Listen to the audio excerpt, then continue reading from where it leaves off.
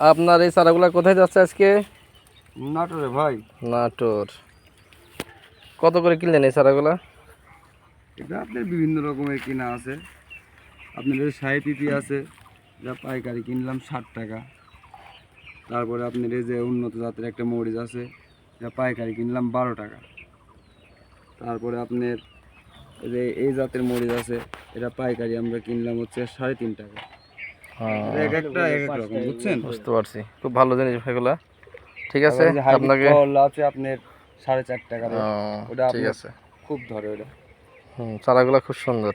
ঠিক আছে, এখানে আরেকটা গাড়ি দেখা যাচ্ছে যে এগুলো তো ওখানে অনেক চারা। এই চারাগুলো কোথায় যাচ্ছে ভাই? এটা পাবনা চাটমোহরে।